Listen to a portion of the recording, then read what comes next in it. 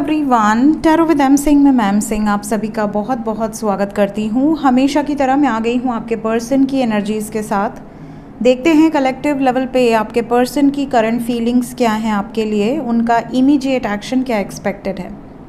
शुरू करते हैं आज के रीडिंग लेके प्रभु का नाम। हर हर महादेव, जय हो शिव शक्ति, जय हो राधे कृष्णा, जय हो मेरे भाई। सबसे पहले अपने पर्सन को याद कर लीजिए, उनका नाम ले लीजिए एटलीस्ट 3 टाइम्स ताकि ज़्यादा से ज़्यादा एनर्जीज आप तक पहुंच सके। शुरू करते हैं।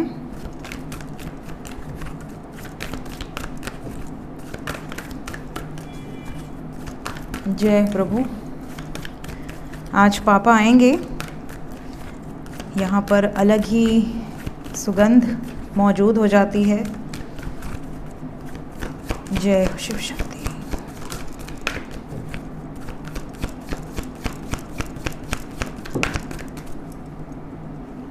मैंने कहा यहाँ पर शक्ति की एनर्जी आ गई। Then we have sun, empress, justice,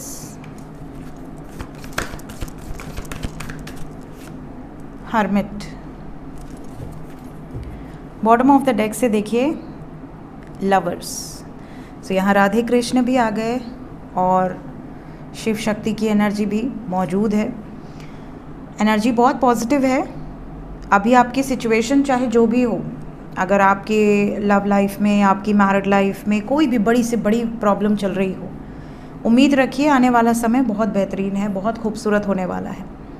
ये भी बता दूं कि इस टाइम आपके पर्सन चाहे बाहर से कितने भी सख्त हों, बाहर से कितने भी रूड हों, बाहर से कितना भी आपको ये दिखाने की कोशिश कर रहे हों, झगड़ा करने की कोशिश कर रहे हो कि आप इनके लिए इम्पॉर्टेंट नहीं हो, बट अंदर ही अंदर वो भी आपके साथ ही सुकून फील करते हैं, आपके साथ ही उनकी जीवन में शांति है, आपके बिना कुछ नहीं। ये रियलाइजेशन उन्हें भी हो रही है। कई लोग ऐसे भी हैं जो अपने कार्मिक पार्टनर से डील कर रहे हैं और जब तक आपका उनके साथ जो भी पेंडिंग कर्मा है वो हील नहीं हो जाता, तब तक चीज़ें प्रॉपर नहीं होंगी, तब तक चीज़ें या तो बैलेंस में नहीं आएंगी या तो सेपरेशन नहीं होगा। कार्मिक एनर्जीज जब तक ट्रिगर करेंगी तब तक आपको वो चीज़ें फेस करनी पड़ेंगी। सो अगर आप किसी टॉक्सिक रिलेशनशिप में हो तो आने वाला समय आपको उस रिलेशनशिप से बाहर लेकर आएगा। उस टॉक्सिक सिचुएशन से बाहर आने पर ही आपको लाइफ में सुकून मिलेगा, शांति मिलेगी। ये भी एनर्जी यहाँ पर मौजूद है। सो इट डिपेंड्स कि आप किस तरह के पार्टनर के साथ इस वक्त ऑपरेट कर रहे हो। साइन की बात करूं तो यहाँ पर मिथुन राशि, सिंह राशि, मेष राशि, मीन राशि, तुला राशि, कन्या राशि मौजूद है। इंग्लिश में Gemini, Aries, Leo, Pisces, Virgo and Libra. आपके पार्टनर का सन साइन, मून साइन या असेंडेंट इन राशियों में से हो सकता है। Let's clarify each and every card ताकि हमें ज़्यादा से ज़्यादा क्लैरिटी मिले।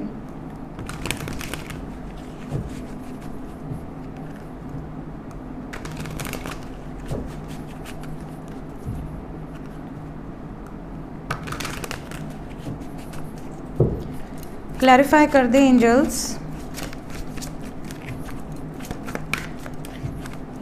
हाई प्रीस्टेस,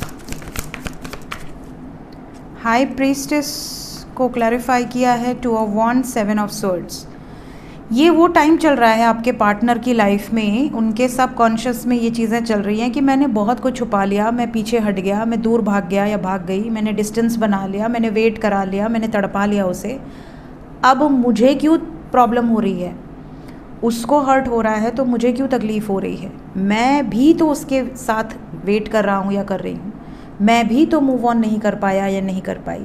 तो ये आपको जितना भी कष्ट दिए हैं, इनका इंट्यूशन इनको ये कह रहा है कि तुम भी तो उतने ही तड़पे हो, तुम भी तो उसके चक्कर में उतने ही परेशान हुए हो। क्यों? ये एनर्जी है सन।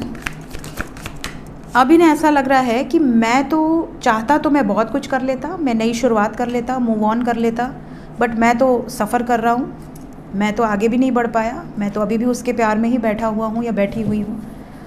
तो किया क्या मैंने? तो अपने आप से ही क्वेश्चन करने की एनर्जी है। एम्प्रेस, इन्हें ऐसा भी लग रहा है कि काश कि मैं नई शुरुआत कर लेता या कर लेती। मे बी इन्होंने किया भी हो किसी और के साथ नई शुरुआत, बट वहाँ भी ये इंडिपेंडेंटली वर्कआउट नहीं कर पा रहे हैं, वहाँ भी ये स्ट्रेंथ में नहीं है, वहाँ पर भी इन्हें ऐसा लग रहा है कि बहुत रिस्ट्रिक्शंस हैं, ब्रेकअप सिचुएशंस हैं, बहुत झगड़े होते हैं, छोटी छोटी बातों पर झगड़े होते हैं। मैं वहाँ भी बहुत सख्त हूँ, वहाँ भी या तो सामने वाला बहुत डोमिनेंट है मेरे ऊपर। तो आखिर मैंने किया क्या, ये क्वेश्चन मार्क है जो अपने आप से ही पूछ रहे हैं। जस्टिस, अब इन्हें ऐसा लग रहा है कि क्या मैंने दूरी बनाकर सही किया, क्या मैंने उस व्यक्ति को हर्ट करके जो मेरी लाइफ में बहुत ज़्यादा इम्पॉर्टेंट था या थी, उस व्यक्ति को हर्ट करके मैंने किसी ऐसे व्यक्ति को अपने लाइफ में जगह दी है या देने जा रहा हूँ या देने जा रही हूँ जो कि मेरे ऊपर बोझ रहेगा सिर्फ, या अभी है ऑलरेडी बोझ। तो ये king of swords, queen of swords couple की एनर्जी आ गई। चाहे ये माँ बाप हों, प्रेशर दे रहे हों, चाहे इनकी लाइफ में कोई अदर वुमेन या वुमेन की एंट्री हुई हो, जो भी, तो ये बहुत ज़्यादा कष्ट में है और इन्हें ऐसा लग रहा है क्या मैं गलत हूँ, अगर मैं गलत हूँ तो मैं जस्टिस कब करूँ, कैसे करूँ, इस बर्डन से कैसे निकलूँ, मैं जो इनके ऊपर एक दिल पर बोझ है उससे कैसे बाहर आऊँ। हर्मिट, आपके पर्सन बाहर आना तो चाहते हैं इस मेंटल कॉन्फ्लिक्ट से और बहुत जल्द आएंगे। ये जो कुछ भी इन्होंने किया है इससे मूवमेंट दिख रही है, ये बाहर निकलेंगे, बिल्कुल निकलेंगे और इमोशनली काफ़ी ब्रेक होकर निकलेंगे। यहाँ पर इनको अपनी स्ट्रेंथ में रहने की ज़रूरत है ताकि ये आपके लिए स्टैंड ले सके। जो काम पहले करना चाहिए था वो पहले नहीं कर पाए तो कम से कम अब करें। द लवर्स को क्लैरिफाई किया है चैरियट, वापस आने वाले हैं आपकी लाइफ में, क्लेम कर लें इस एनर्जी को, बहुत ही खूबसूरत एनर्जी है और वो भी आपके लिए फ़ाइट करके आएंगे, फियरलेस होकर आएंगे, बिना डरे।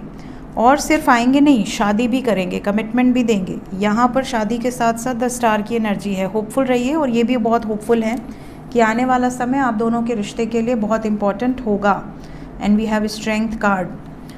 सो क्लेम दिस एनर्जी कि आपके पर्सन को ये रियलाइज़ हो पा रहा है, आपके पर्सन को ये रियलाइजेशन होना बहुत ज़रूरी है। जब तक रियलाइज़ नहीं होगा तब तक कोई मूवमेंट नहीं होगी, स्टेप्स नहीं ले पाएंगे। लेट्स चेक इनकी वर्तमान भावनाएं क्या हैं आपके लिए।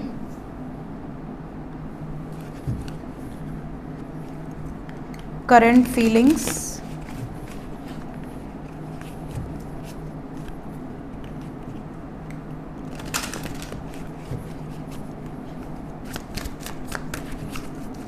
करंट फीलिंग्स,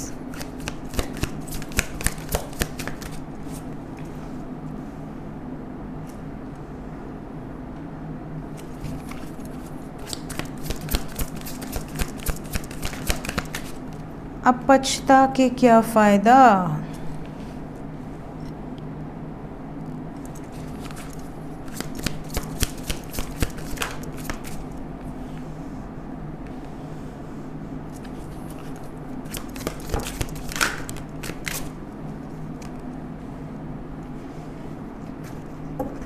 और ज़्यादा हैं, एक और कार्ड चाहिए, वन मोर।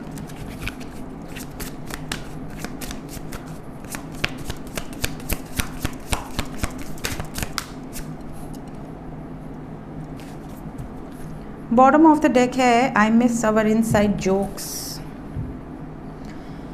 यहाँ पर जो एनर्जी है, देखिए सबसे पहले जो अभी मैंने बताया कि इनको सेल्फ रियलाइजेशन हो रहा है, तो सेल्फ रियलाइजेशन हो रहा है। अब इनको ऐसा लग रहा है, यहाँ पे सैबोटैज की एनर्जी है, I mess up the good things in my life sometimes. कई बार इनकी लाइफ में बहुत अच्छी अच्छी चीज़ें चल रही होती हैं बट ये सब जगह रायता फैला देते हैं, गड़बड़ कर देते हैं अपनी गलतियों के कारण, झूठ बोलकर, डिसऑनेस्ट होकर, हर्ट करके।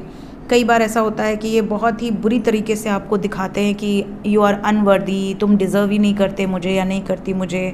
बहुत टॉक्सिक बिहेवियर हो जाता है इनका, या अब्यूसिव वर्ड्स यूज़ कर लेते हैं आपके लिए, आपके परिवार के लिए, आपके दोस्तों के लिए। कई बार इन्होंने बहुत गलत काम किए हैं और अब इनको रियलाइज़ हो रहा है कि मैंने ही गलतियाँ की हैं, मैंने ही इस रिलेशनशिप में रायता फैलाया है, तो अब मुझे ही ठीक करना पड़ेगा। जो मैंने किया वही अब मेरे साथ हो रहा है या मेरे साथ वो चीज़ें रिफ़्लेक्ट कर रही हैं। अब मुझे, जैसे होता है ना कि इंसान बहुत गलतियां कर देता है, फिर डे ड्रीमिंग करने लगता है, उससे लगता है कि अरे सब कुछ पहले जैसा हो जाएगा, सब कुछ अब वैसा नहीं हो रहा है तो आने वाले समय में होगा। थोड़ा सा ईगो रहता है कि मैं क्यों जाऊं, वही आएगी या वही आएगा। तो ये कई बार ऐसा फील कर पा रहे हैं कि इन्होंने लाइफ में सबको खो दिया है और अब अपने आप को ही अनवर्दी फील कर रहे हैं। इन्हें ऐसा लग रहा है कि शायद यही डिज़र्विंग नहीं है। आप किसी अच्छे व्यक्ति को डिज़र्व करते हो, ये आपको डिज़र्व नहीं करते। फिर इन्हें ऐसा लगता है कि काश कि हम वापस आ जाएं, काश कि हम दोनों के बीच में सब कुछ फिर से ठीक हो जाए। क्या ऐसा पॉसिबल है? क्या ऐसा हो सकता है? अगर हो सकता है तो क्या बातचीत की जाए? क्या कन्वर्सेशन पॉसिबल है? अगर कन्वर्सेशन होती है तो क्या आप मान जाओगी या मान जाओगे? इस तरह की इनकी एनर्जी है। इवन ये बातचीत भी करेंगे तो इस तरीके से करेंगे जैसे कि कुछ हुआ ही नहीं। पुराने जो मेमोरीज़ है उसको रिकॉल करना, कैसे आप हंसते थे, कैसे आप जोक सपाट करते थे, क्या पॉसिबिलिटीज़। तो इस तरह की इनकी वाइब्रेशंस दिख रही हैं। इवन इनकी लाइफ में काफ़ी ग्रोथ भी इन्होंने की है। काफ़ी लोगों के पार्टनर ने काफ़ी ग्रोथ की है फिनेंशियली। मे बी इन चक्करों में बहुत ज़्यादा बिजी रहे हों, बट कहीं ना कहीं ऐसा लगता है कि आप क्या मान जाओगे अगर आपके पास ये वापस आते हैं। तो अगर आप नो कांटेक्ट में हो तो ये एनर्जी बहुत ज़्यादा आपसे रेजोनेट करने वाली है। अगर आप कांटेक्ट में भी हो तो पॉसिबिलिटी है कि ये आपके साथ बातचीत तो कर रहे हैं बट आपके साथ डेडिकेटेड नहीं रहे हैं, लॉयल नहीं रहे हैं। कई बार ये बहुत बुरी तरह से बिहेव कर देते हैं, आपको इग्नोर कर देते हैं। ऐसे डर डर के आप इनसे बात करते हो जैसे कभी भी ब्लॉक कर दें, कभी भी कुछ कर दें। तो ये जो एनर्जी है ये इसमें चेंजेस आपको देखने मिलेंगे। काफ़ी ज़्यादा पॉजिटिव चेंजेस आपको इनके बिहेवियर में देखने मिलेंगे, ऐसी उम्मीद की जा सकती है। देखते हैं क्या एक्शंस एक्सपेक्टेड हैं। ये क्या,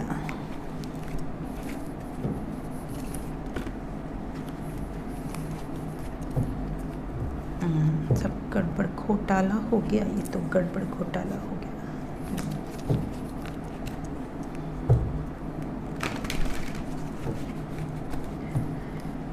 गड़बड़ घोटाला। और लड्डू जी,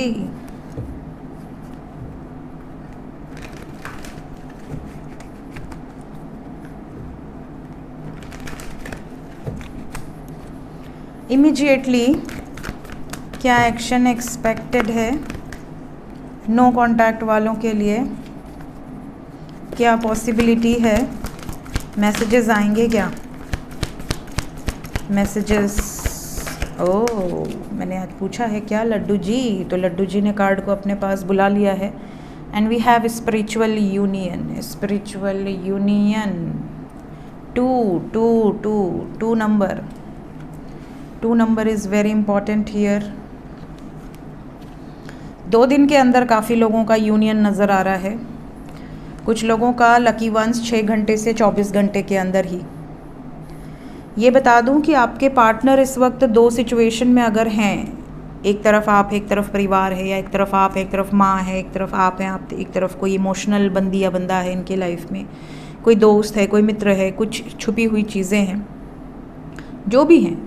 आपके पर्सन इस टाइम पे ये रियलाइजेशन फेज़ में है कि मुझे अपने प्यार को जीतना है, मुझे अपने प्यार को एक सॉलिड कमिटमेंट देनी है। हमारी प्यार की जड़ें इतनी कमज़ोर नहीं कि किसी और के थोड़े बहुत इंटरफेरेंस से या एक आध गलती से ख़त्म हो जाए रिश्ता। इमोशनल हैं आपको लेकर बहुत ज़्यादा, आने वाले समय में और ज़्यादा इमोशनल आपको दिखेंगे। कोशिश करेंगे कि पीसफुल रिजोल्यूशंस निकले, बीच का रास्ता निकले, पीछे हटने की वाइब्रेशंस नहीं है। फियरलेस हैं इस टाइम, बिल्कुल डर नहीं रहे, निडर है। इमोशनली अगर आपसे दूरी बनाई थी तो जिन लोगों के कारण दूरी बनाई थी उन लोगों से दूर होते हुए नज़र आ रहे हैं। अगर इनकी लाइफ में मल्टीपल चॉइसेस थी, कन्फ्यूजन के कारण ये आपसे दूर गए थे, तो ये अपनी गलती मानेंगे, सॉरी बोलेंगे और वापस आएंगे आपकी लाइफ में। यहाँ यूनियन बहुत सारे लोगों का नज़र आ रहा है। वी हैव 6 की वाइब्रेशन, वी हैव 2 की वाइब्रेशन। यहाँ पर एनर्जी इज़ वेरी पॉजिटिव। और 9 की भी वाइब्रेशंस हैं जो कि कार्मिक एनर्जीज़ को रिलीज़ करने की इंडिकेशन दे रहा है। सो 2 दिन मैक्सिमम मिनिमम 24 घंटे के अंदर नो कांटेक्ट वालों की बल्ले बल्ले नज़र आ रही है। क्लेम कर लें इस एनर्जी को। जो लोग कांटेक्ट में हैं उनके लिए कांटेक्ट में ही रहेंगे, कोई प्रॉब्लम नहीं है, सब कुछ बेस्ट रहेगा। थोड़ा सा फिनेंशियल डिस्कशंस हो सकते हैं, पैसों से संबंधित कोई डिस्कशंस, या बहुत ज़्यादा बिजी शेड्यूल हो सकता है। और अगर क्योंकि वो बहुत ज़्यादा बिजी रहे या रहीं तो आपको टेंशन हो सकती है कि कहीं ये थर्ड पार्टी के साथ तो नहीं है, थर्ड पार्टी कहीं इनको मैनिपुलेट तो नहीं कर रही है आपके खिलाफ। तो इन सब बातों को लेकर थोड़ा सा स्ट्रेस हो सकता है, अदरवाइज़ बाकी और कोई इशू नज़र नहीं आ रहा। थर्ड पार्टी और आप दोनों के मन में जैसे ये चीज़ें चलेंगी। अगर वो सिंगल हैं, आप थर्ड पार्टी सिचुएशन में हैं, या आपकी तरफ से ज़्यादा प्रॉब्लम है, तो वो थर्ड पार्टी से रिलेटेड कोई कम्युनिकेशन आपसे कन्वर्सेशन कर सकते हैं। कुछ इंपॉर्टेंट डिस्कशंस भी होंगे। रोमांटिक रहने वाला है आने वाला 2 दिन, आपके लिए भी बहुत इंपॉर्टेंट है। काफ़ी रोमांटिक एनर्जी है, काफ़ी ज़्यादा अप्रिशिएशन आपको रिसीव हो सकती है आपके पर्सन से, आपकी ड्रेसिंग स्टाइल, आपके बिहेवियर, आपके नेचर, आपके ओवरऑल पर्सनैलिटी को लेकर काफ़ी ज़्यादा अप्रिशिएट कर सकते हैं। रोमांटिक फीलिंग्स दिख रही हैं, कुछ रोमांटिक कन्वर्सेशंस, नॉटी टॉक्स यहाँ पर नज़र आ रहे हैं। देखते हैं एंजल्स इस वक्त आपको क्या कहना चाहते हैं, और फिर करेंगे हम इस रीडिंग को एंड। प्लीज़ गाइड करें एंजल्स, कौन सा मैसेज इंपॉर्टेंट है आज के दिन में मेरे व्यूवर्स के लिए। Okay, covered soul and we have conscious entity. Bottom of the deck से है 3 मोड्स।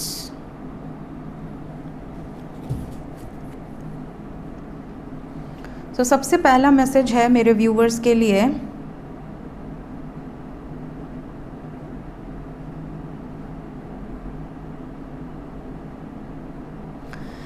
यहाँ पर आपको कहा जा रहा है कि जैसे जो अग्नि होती है वो कवर्ड होती है धुएं से। कहा जाता है जहाँ धुआं है वहाँ अग्नि भी होगी, बिना चिंगारी के धुआं नहीं निकलता, ये कहावत बहुत फेमस है। इसी तरह जब मिरर की बात होती है, शीशे की बात होती है, तो शीशे पे क्या कवर होता है? डस्ट, धूल आ जाता है। आप ऐसे करेंगे शीशे पे, अलग अलग शेप्स बनाएंगे। हम लोग बचपन में बहुत, अभी भी बनाती हूँ मैं, तो मेरा तो बचपना गया ही नहीं और मैं जाने भी नहीं दूँगी। मैं बुढ़ी हो जाऊँगी फिर भी ऐसी ही रहने वाली हूँ। तो शेप्स बनाना, हार्ट बनाना, अपना नाम लिखकर भाग जाना, ये सब अभी भी करती हूँ, पहले भी करती थी। वो भी अपनी गाड़ी पे नहीं, दूसरों की गाड़ी पे करती हूँ, वो अलग बात है। तो ये भी एक एग्ज़ाम्पल आपको दिया गया है कि मिरर जो है वो कवर होता है डस्ट से, अग्नि जो है वो कवर होती है स्मोक से। जैसे कि हमारा गर्भ कवर होता है, जो एम्ब्रियो होता है वो गर्भ में कवर होता है, बच्चा जो है पूरी तरह से कवर होता है, वैसे ही हर लिविंग बीइंग जो इस धरती पर जन्म लिया है वो कवर्ड है डिफरेंट लेयर ऑफ लस्ट से। डिफरेंट लेयर ऑफ लस्ट, जो व्यक्ति इन लस्ट के लेयर्स को निकाल के अपनी लाइफ से फेंकना शुरू कर दे वो स्पिरिचुअल बीइंग है। सिर्फ मेडिटेशन कर लेने से, सिर्फ 10-15 मिनट पूजा पाठ कर लेने से कोई व्यक्ति स्पिरिचुअल नहीं हो जाएगा। वो तो आपका कर्म है, आपको करना ही चाहिए। लेकिन स्पिरिचुअल वो हैं या वो सोल इनलाइटमेंट की तरफ आगे बढ़ती हैं जो इन लेयर्स को निकाल कर फेंकना शुरू कर देती हैं। तो जब आप इन लेयर्स से ऊपर उठने लगते हैं, अपने आप आपकी कुंडलिनी शक्ति जागृत होने लगती है, क्योंकि आप सत्य को जान चुके हैं। तो जो सोल कवर्ड है लस्ट से, वो कभी भी इनलाइटमेंट की ओर नहीं बढ़ सकती। लस्ट से जब आप बाहर निकलेंगे, लालच से बाहर निकलेंगे, डिज़ायर से बाहर निकलेंगे, लोअर वाइब्रेशनल एनर्जीज से बाहर निकलेंगे, तब आप मुक्ति की ओर आगे बढ़ेंगे। इसके अलावा आपको कहा जा रहा है कॉन्शियस एंटिटी। यहाँ पर आपके लिए जो मैसेज है,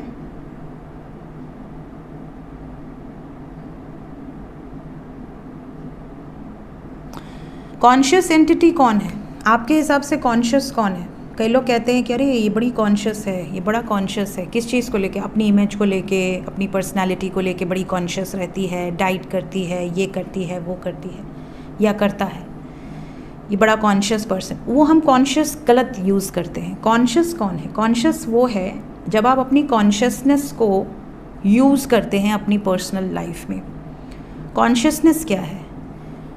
आपको पता है कि आप किसी की बिचिंग करेंगे तो वो आपका एक कर्म बन रहा है। बट लोग बिचिंग करते हैं, लोग गॉसिप में भी 10 लोगों की बुराई करते हैं। अरे पता है फलानी की बीवी ने पर्स लिया है, उसने कहा इतने का है। अरे मुझे पता है कितने का है, ऑनलाइन मैंने रेट देख लिया था। ठीक है, ये क्या है? ये कॉन्शियसनेस है? नहीं। अगर आप कॉन्शियस हैं तो आप किसी के पीठ पीछे उसकी बुराई नहीं कर सकते।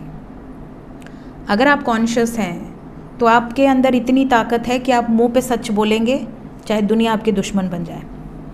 आपको पता है वो सत्य है, तो आपको ये भी पता है कि भगवान हमारा साथ देंगे।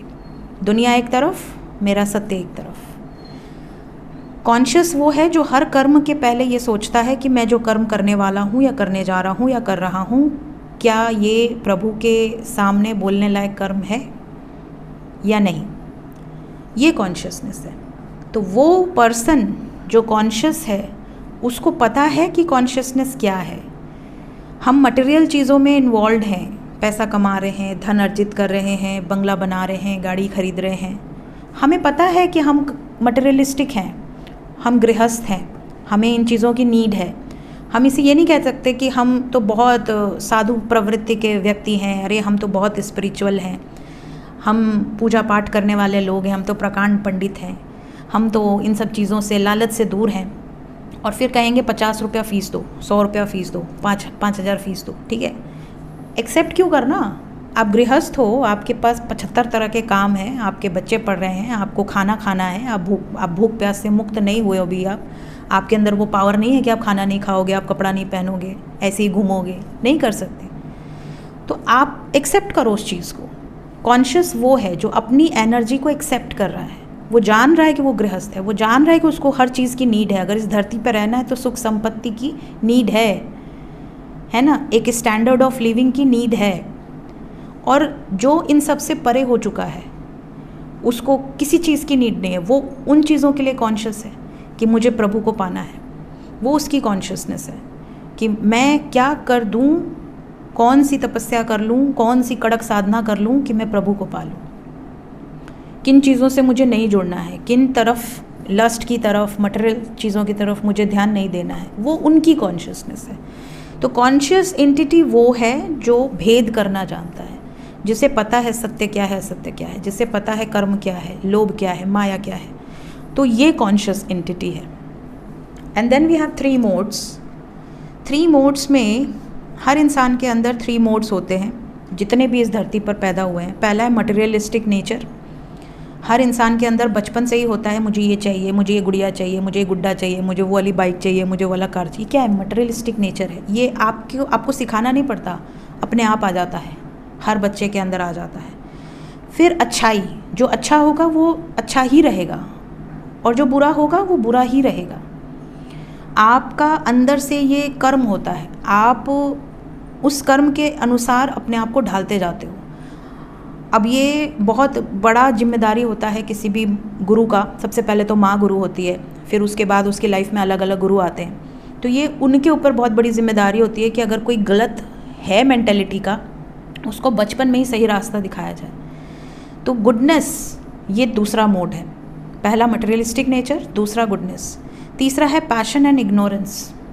अपनी चीज़ों को, जो आपकी ज़िद है उसको पाना, अडिग रहना अपने गोल्स के लिए, बिल्कुल टारगेट ओरिएंटेड रहना कि हाँ मुझे ये अचीव करना है। और दूसरा, कुछ चीज़ों को इग्नोर करना। सब जितने भी लोग आपके बारे में बोलते रहेंगे, आप उनके बारे में सुन सुन के सोचते रहें, ठीक है, कुढ़ते रहें अंदर अंदर, ये नहीं, इग्नोर करना सीखिए।